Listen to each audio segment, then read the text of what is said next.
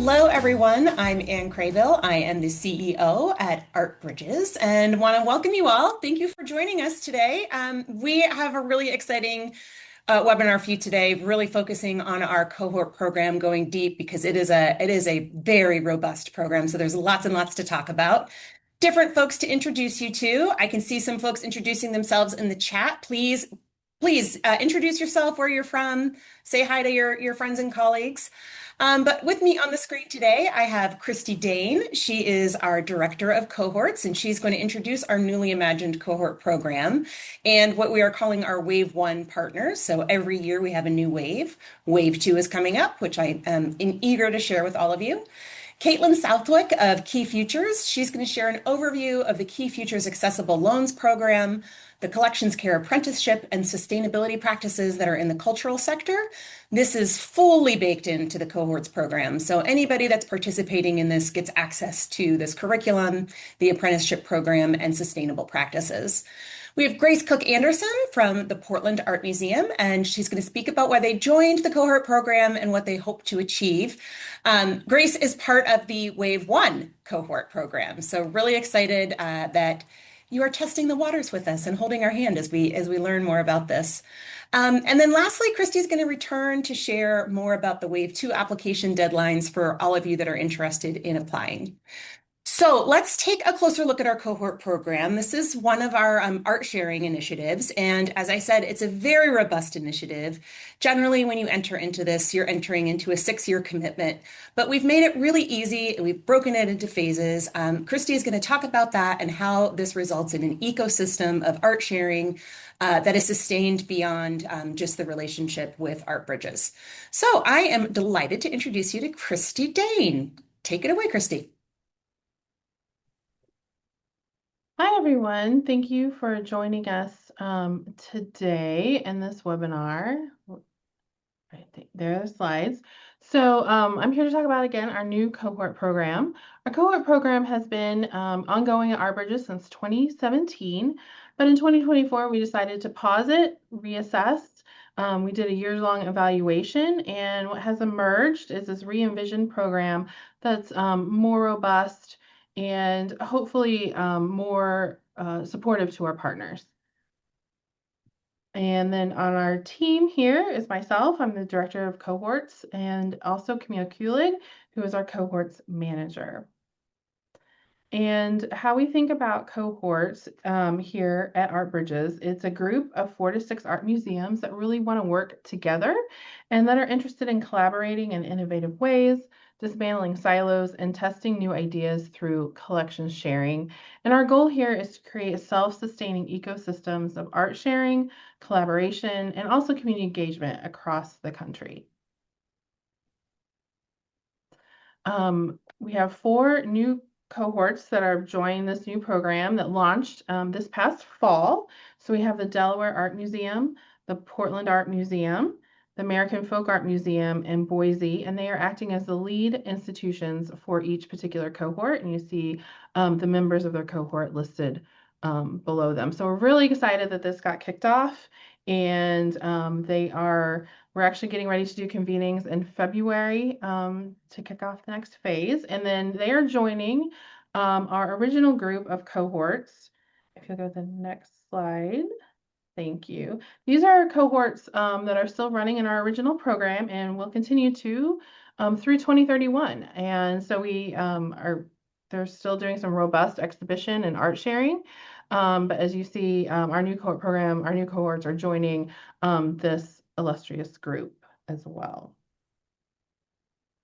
So defining characteristics. Again, like I said, it's 4 to 6 partner museums, including the lead museum. And what a lead museum is, it is that museum that will act as the administrative hub for all the cohort work during the life of the project. And each cohort can represent a mix of operational, sizes and also geographies. Are you local to each other? Are you a bit farther apart? Each cohort can be different. In a lead museum, what we're really looking for is someone that is a U.S. art museum, has a substantial American art collection that they're willing and able to share, that they've completed at least one art Bridges project and some other art sharing program with us, that they have a strong history of community engagement and that they have gallery space available intermittently over the next 6 years to host cohort projects. So I don't mean like holding a single gallery bare, and alone only for Art Bridges cohorts, but as the projects, get on view and things like that, that over the next 6 years, you will have time in your exhibition schedule to host these shows. For cohort members, what we're looking for to join the lead, we're looking for, again, U.S. art museums with a strong history of presenting American art exhibitions. Also have a strong history of community engagement and programming, that they have a director of education or similar role, someone that fulfills that, because again, community engagement is really one of our strong pillars of the program. And then it also has gallery space available throughout the next 6 years intermittently. And then moving on, we have divided the whole project into 3 phases, and each cohort must successfully complete the prior phase before they can move on to the next phase. So for phase 1, that's our research and development phase. Phase 2 is our accessible loan training and our small art share. And then phase 3 is our big overarching large art share project. And each phase has its own application and final report as well. So I will dive deeper into each phase moving forward.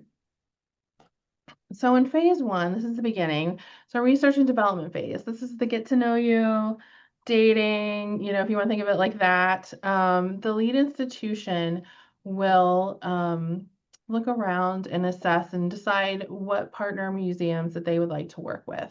So again, up to 5 other institutions to work with in a project.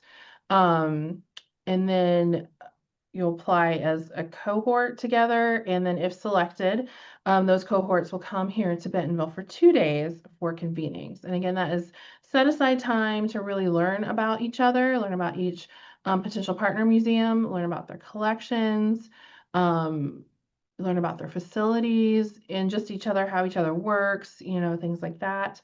And then also we will dive into the cohort program goals, expectations, and deliverables. So everyone will have a really well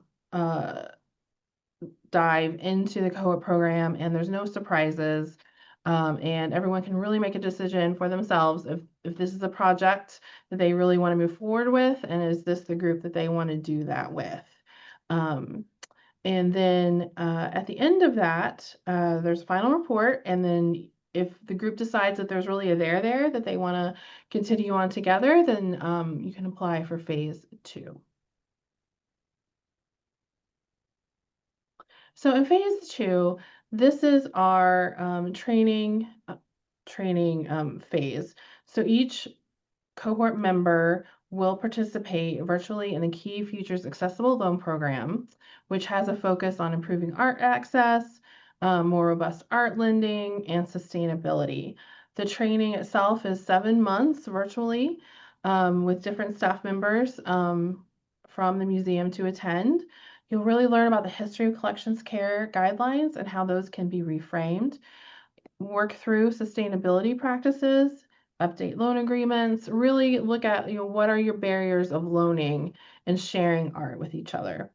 During this time, you will also incorporate Articheck and learn how to use that, which is a digital platform for collections care and virtual curing. It really streamlines communication between partners for our object sharing. Also helps lower travel costs for the project. So again, Caitlin Southwick will be diving deeper into this in a little bit, but just to give you a broad overview, this is the beginning of phase 2. And then moving forward during phase 2, the lead institution will also hire 2 positions. We really want to support the cohort work during the life of the project. So a project manager will be hired, as well as a collections care apprentice, which is a new interdisciplinary position that we have imagined here for the museums to add capacity in conservation, um, collections care, and where museums are often overburdened, and that is what we have historically seen throughout the life of our cohort program. So again, that collections care apprenticeship will address bottlenecks in conservation, art prep, facilities, registration, and we will give them training to do this work. So for the apprentices, there's a hybrid 10-week collection care training before they start at their lead museum in that role. It will be 1 week in person here in Bentonville, being trained by Caitlin Southwick and her team of people at Articheck. And then it will go virtual so that it will return home and be trained virtually. And then at the end, for 2 weeks, the training will culminate in a conservation lab for more in-person and in-depth training with Key Futures and Articheck team. And then throughout the life of the project, there will be continued professional development offered to the apprentices as well. So phase 2 ends with a small art share to really put everything in practice, all these new trainings and learnings and tools, put that all together and try it out. So there is a small art share of 3 to 5 objects that will go to each partner. Each museum partner chooses and selects artworks made available by their fellow cohort members. All artworks must be on view for 6 months. At all the institutions, and then all cohort members need to lend and borrow artwork, so these loans are multi-directional. And then as well with the loans, all cohort partners are eligible to apply for learning engagement to support to activate the art in the galleries. And during phase 2, what we fund is we fund the training from the Key Futures Accessible Loans Program, the collection care apprentice training as well, that 10-week training, and then we fund the direct cost for object movement of the 3 to 5 objects between all of the partners. We also make awards in the for the apprentice housing and travel, for the project manager salary, the apprentice's salary, and then for every object that a museum lends out to their partners, they will receive $500 per object lent. And then we also fund 2 convenings. And then phase 3. So this is the big art share. This is what everything is leading towards and scaffolds up from the small art share of phase 2. So each cohort will meet annually to really plan out checklists and what you all want to work on together. The project manager and apprentice will continue to support the project. And during this phase 3, we directly fund, again, the object costs of the art movement, the contract art handlers, installation materials, additional security if that's needed at a facility, insurance, marketing support, and exhibition design. And then in terms of awards or grants, again, the object share at $500 per object lent, we do that. The project manager and the collection care apprentice's salary. We continue to fund annual convenings. And then in this phase, we add on awards for in-gallery accessibility items. So things like those tactile objects that you would make, large text printouts of the labels, Braille, or any sort of, again, any affordances that are made to make the objects more available to more people. We also are offering a sustainable materials incentive to really think about repurposing or reusing objects or green objects or building materials as you build out your exhibitions. We also are offering support for interpretation, and then also a community resource group honoraria. So in phase 3, the cohort as a whole comes together and you decide which path you want to take. We're offering 2 paths. The first is object sharing. It is very similar to that small art share. 30 objects are shared per partner. And object loans, again, are multi-directional. So, each partner is both loaning and borrowing. There are 3 years of on-view time for at each cohort museum.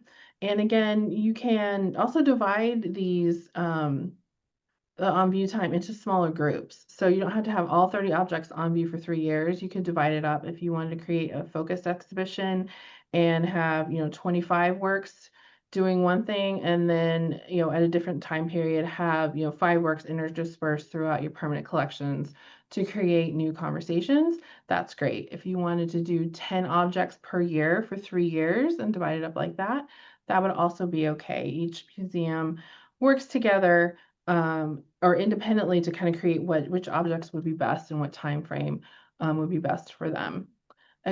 Again, we fund the convenings, so one per year of on-view time. And then the project manager and the collections care apprentice continue on supporting the project. And then there are also learning and engagement dollars available as well.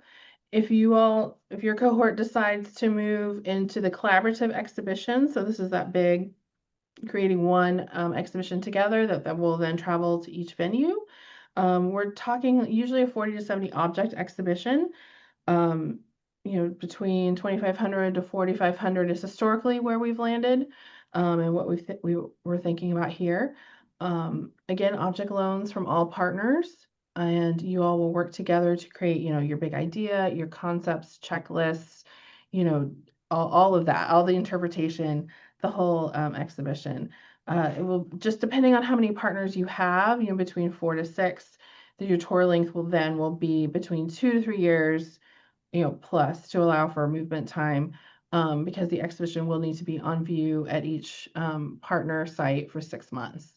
Again, we support 1 year, or sorry, one convening per year of the project during this phase. And again, with the collaborative exhibition, the support of the 2 staff members, and then learning engagement dollars as well.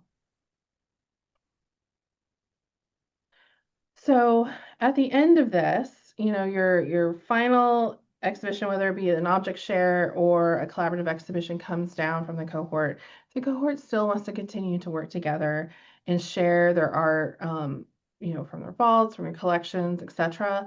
You all can continue working together, and we will fund those direct costs of the art movement. So you all can continue sharing amongst each other for up to 3 years. And then here is our estimate of our project timeline here. Again, we're 6 years. What if you start at the beginning of phase 1 and go all the way to phase 3 is what we're estimating. Of course, you can tack on those 3 years for the returning loop if you decide to keep on going. And honestly, we hope you do. But just to give you an idea of what we're estimating for wave 2. This is it. And so again, this is our project as a whole, and we just hope you all are excited about it. So I'm going to turn it over back to Anne now. Great. Thank you, Christy. So we did get a question in the chat, and if you have other questions during any of these presentations, we're paying attention, so please keep them coming. But the question is phase 1 invitation only? And it's not. So we just suggest that you start by making a conversation with Christy and team, learning more about the program. We can learn more about you, and then we can start the application process, the partner profile. But we really do look at it as a partnership. So it's not some invitation only, or a process where only a few are selected. We really want to partner with you and make sure that you're prepared and ready to participate if you want to participate. So one of the things I would like to talk about is sustainability. And Art Bridges wasn't created as a sustainable foundation. Not that we don't believe in that, but it's not the core of our mission. But it's so related to making loans accessible. Because, those standards, those facility standards really sometimes make barriers to lending. And I had the pleasure of meeting Caitlin Southwick. She's the founder and executive director of Key Culture and Sustainability in Conservation and CEO of Key Futures.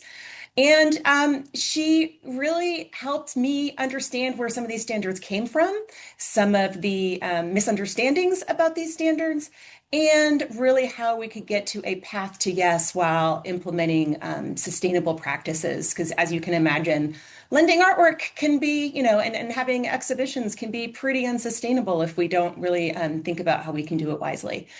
So she's an internationally recognized speaker and trainer and brings deep expertise in advancing sustainable practices across the cultural sector, most notably in Europe. So America is a little bit behind in this. She previously served as a secretary of the Working Group on Sustainability for the International Council of Museums and was a member of the American Institute for Conservation Sustainability Committee. And she is currently a climate reality leader for the Climate Reality Project. So she is going to talk a bit today about the Key Futures Accessible Loan Program that you will all be able to experience in phase two if you are part of the cohorts. So take it away, Caitlin.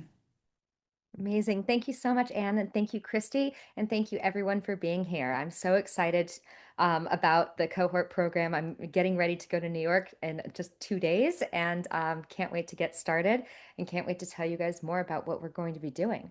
So I'm going to share my screen. I have a little presentation for you guys. Hope you can see everything there. Um, so before I get started, and thank you, Anne, for the warm introduction, I just wanted to give a little bit of context about myself. I know that sometimes when we start talking about sustainability, we can think, wait a second, but is this a compromise with collections care? I'm here to reassure you because I am an art conservator. So I have a doctorate in art conservation from the University of Amsterdam. I have worked in conservation centers all over the world in different museums, including the Getty, the Uffizi galleries. I worked at the Vatican museums. I was also part of the first team of conservators to go down to Rapa Nui and work on the Moai statues. Needless to say, I loved my job. I'm incredibly passionate about conservation and I'm incredibly passionate about preservation. But I believe that that actually extends not only to our collections, but to our planet and to ourselves. And part of this, as Anne mentioned, this intersection of sustainability with culture is about accessibility. Because at the end of the day, it's not just about creating art or preserving art, it's about sharing art and enjoying art. So I would like to spend today telling you a little bit about the Accessible Loans Program.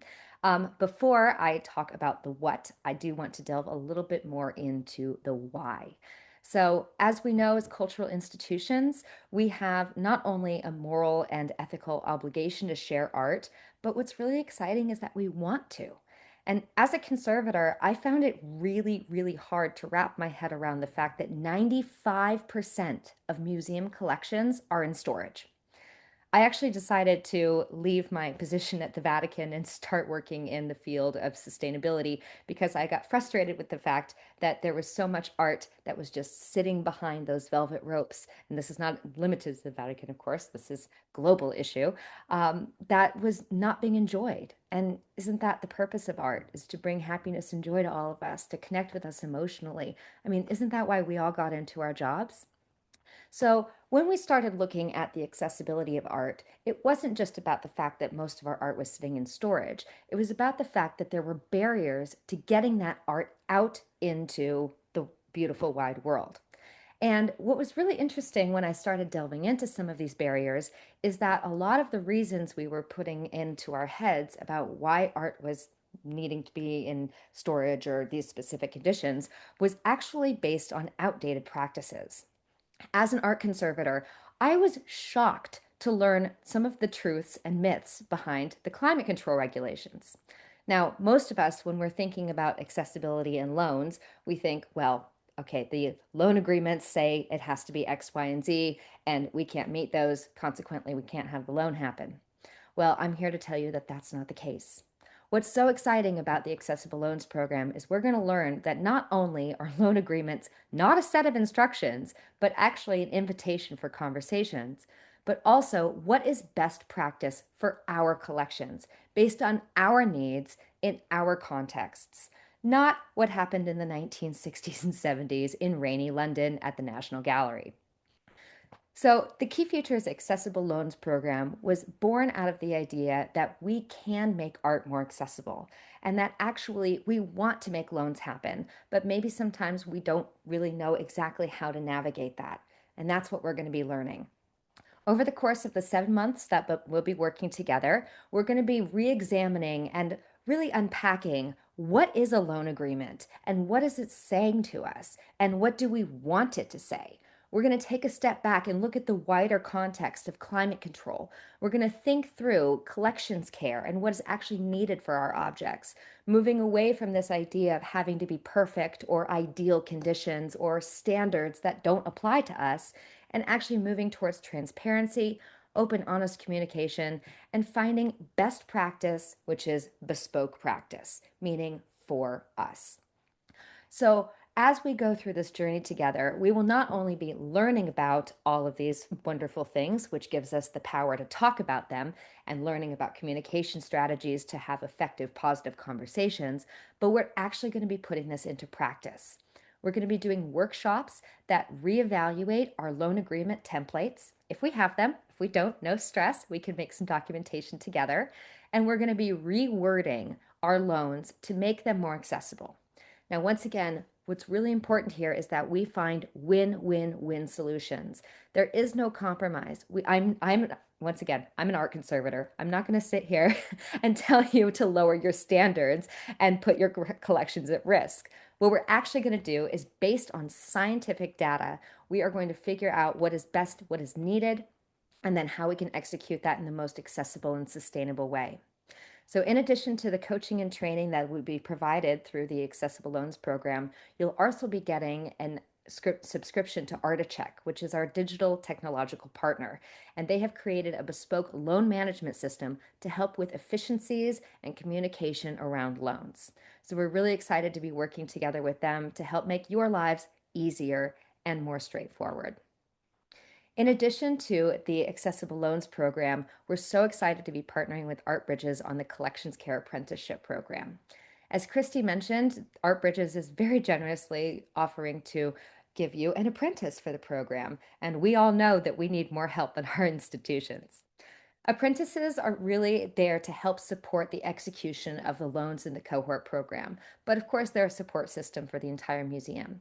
And as Christy mentioned, a lot of times what we have some, let's say, some tensions with is that museum departments tend to be a little bit siloed, especially at large institutions. So it's really helpful to have someone who can wear multiple hats and speak multiple languages, who can navigate the intricacies of different departments. And this is what we're envisioning for the apprentice. So the apprentice is someone who is probably has a little bit of a different background than museums directly. We want to also look at how we can make museum professions more accessible, and this is the way that we're doing that. So as Christy mentioned, the apprentices will come trained to your institution, and Key Futures is absolutely honored to be providing the training for this program. As Christy said, it's going to be a hybrid program. We're going to do 1 week on site, and then we're going to do 7 weeks virtually, and then we'll conclude with another 2 weeks on site. And I'll get into the details of that later. As I mentioned, the apprentices will be supported at the lead museum, but they will, of course, be helping to support execution of the loans across the entire cohort. We will be asking each lead museum to provide a mentor or a advocate for the apprentice to make sure that the experience is mutually beneficial, as well, of course, as a support advisor. So the apprentices will not only be there for the training, but of course throughout the entire execution of the program. So for up to almost 6 years, which is really exciting. So you'll be able to have them help and support your institution for the entire duration of the cohort program. And it's our hope that at the end of the apprenticeship, our apprentices will continue to pursue a career in museums and be prepared for whichever direction their journey wants to take them. So as I mentioned, what's really important for us here is that your apprentice feels empowered and prepared for their apprenticeship.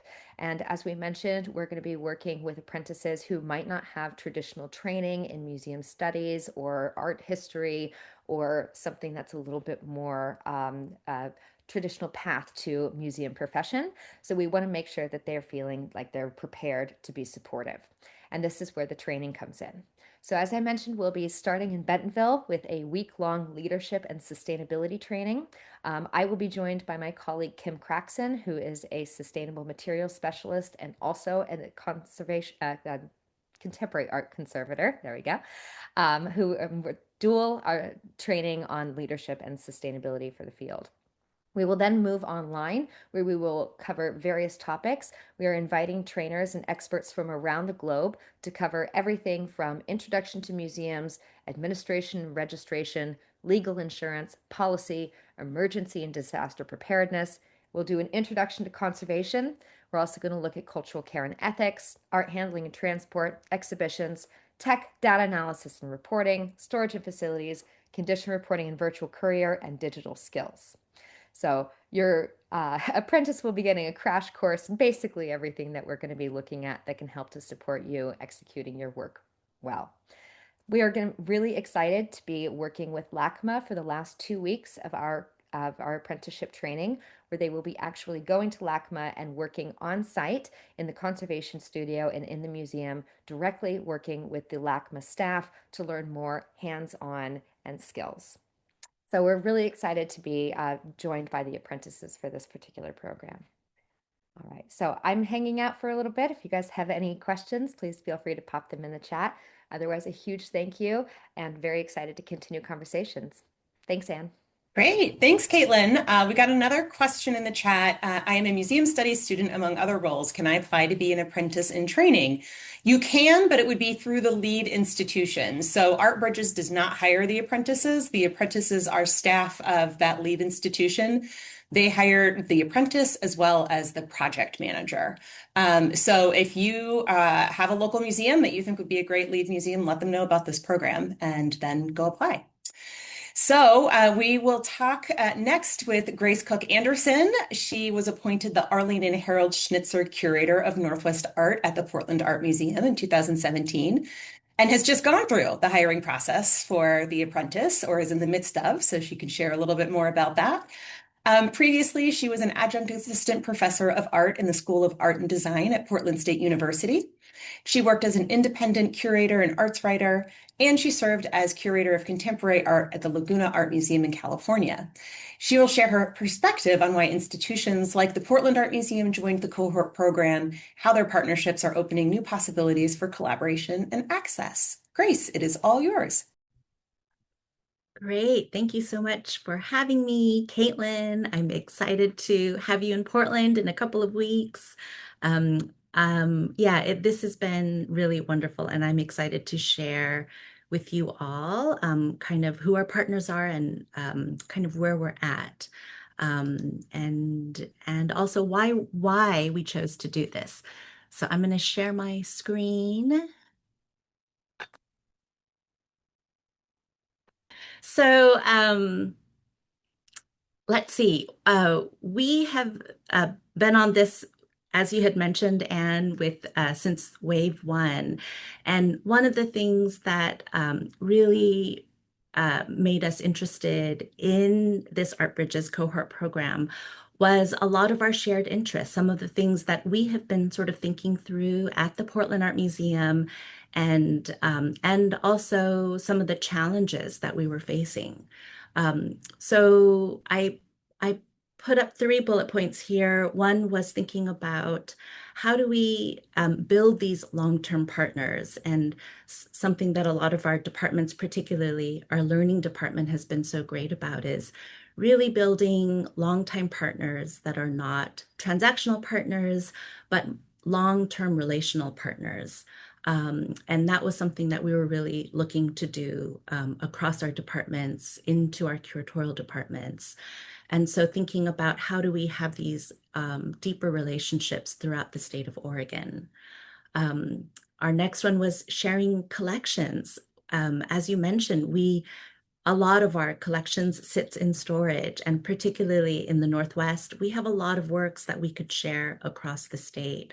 And I think one of the hindrances was definitely resources, and thinking about how do we logistically do that. So Art Bridges has been a really wonderful resource in helping us logistically figure that out and offer the resources to help with that.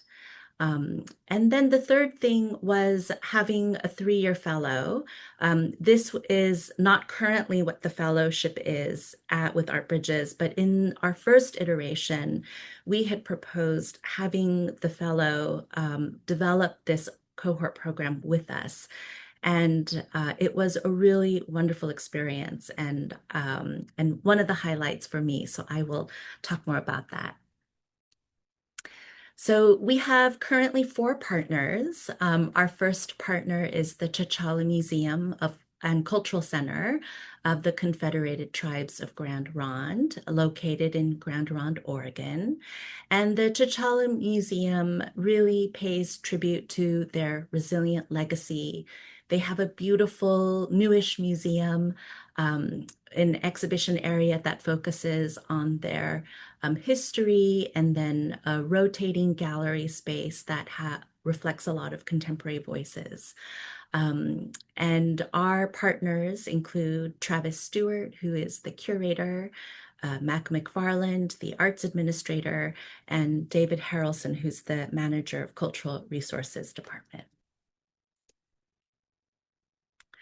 And then we have the High Desert Museum in Bend, Oregon. And through their interdisciplinary experience, they have really been thinking deeply about how to represent place. So bringing together wildlife, cultures, art, history, and really reflecting on the landscape that they are in.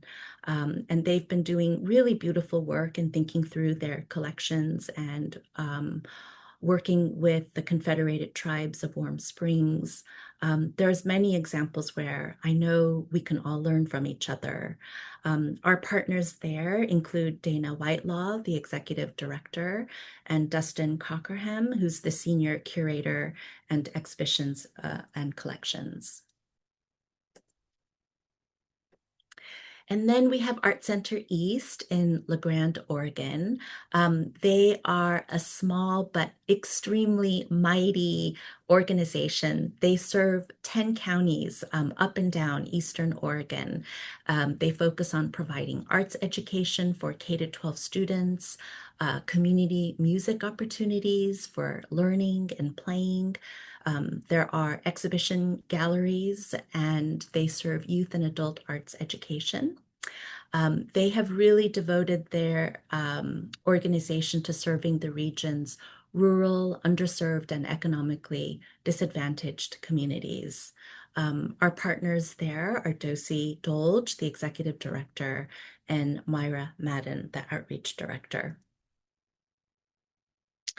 And then at the Portland Art Museum, we have Julia Dolan, who you just met, the interim chief curator, myself, and Anne Crouchley, our collections manager.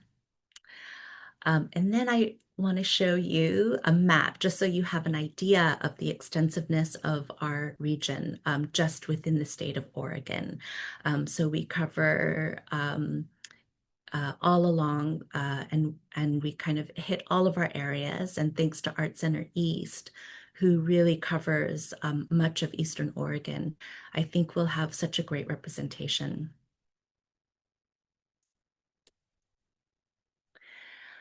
So I guess about 3 years ago, we hosted our first convening, and this was in that earlier iteration where we had identified 6 organizations, and we invited partners to come to Sisters, Oregon at the beautiful Caldera Artist in Residence campus.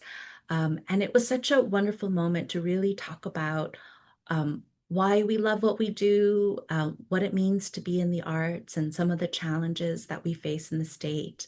And it turned out to be such a wonderful convening. And because of this, we've really stayed in touch with our partners, even though some are not directly in our cohort. It really led us to having closer relationships with everyone that we've been in touch with. And I won't go into everything that Tina Wilder has done during her fellowship here, but in addition to prioritizing the cohort program, and they've really helped us identify our partners. They helped us with exhibitions that we were working on. our current permanent collection exhibition that's on display, we got to work on together. So it was 3 years of really deep and meaningful work, and those seeds are really growing now. They've done such deep work here, and the 3-year fellowship has been really wonderful. So what is happening now? We are in the hiring process at the moment. So the collections care apprentice applications, the submission process has closed. We were open for just over a week, and we had 338 submissions. So next week we start the interview process. We have the curatorial project coordinator position still open. It'll be open through mid-February, and that has been coming in quite steadily. We currently have over 150 applicants. I think this really goes to show that there is a great need, and it's really wonderful to see a lot of folks who are really interested in thinking about collections care. It's been really exciting to see. And then in just 2 weeks, we'll have our cohort convening. So that will take place in Portland, and we'll have an opportunity to dive into the Key Futures Accessible Loan Program and start building out our phase 2 planning. Great. So that's it for me. Thank you. Thank you so much, Grace. We did get another question too about will we be sharing out these presentations? We will be sharing out a recording of the webinar with the link that you can pass along to other people, and that has the presentations embedded in them. And then Christy can share with you some more information as well. But she is going to tell you now about the process of applying for Wave 2 if you are interested.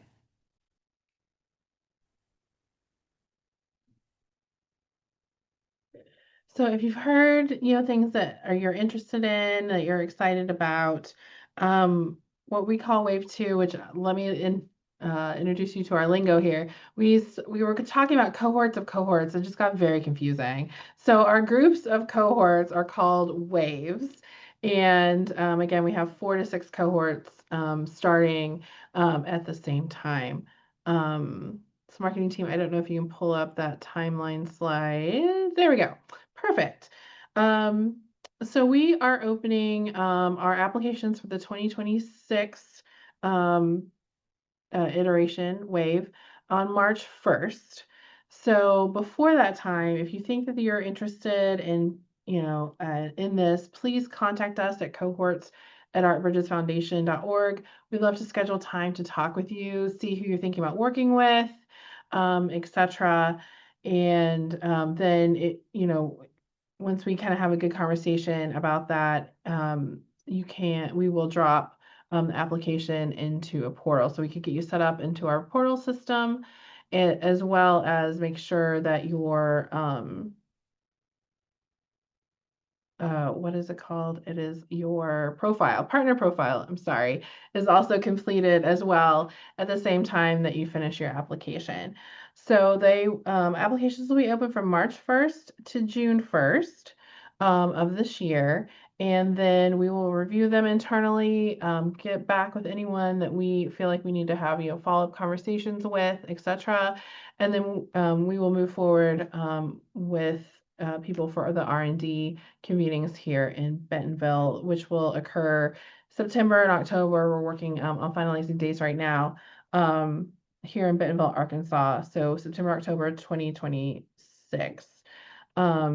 If you are thinking that this sounds really exciting, but I don't know if 2026 is my year, we have a lot of things going on.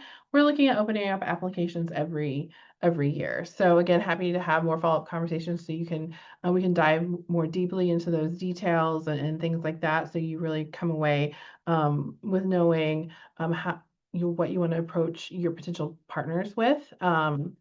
But just so you know, this also will be happening on a returning cycle. So it's not 2026 is not the end all be all.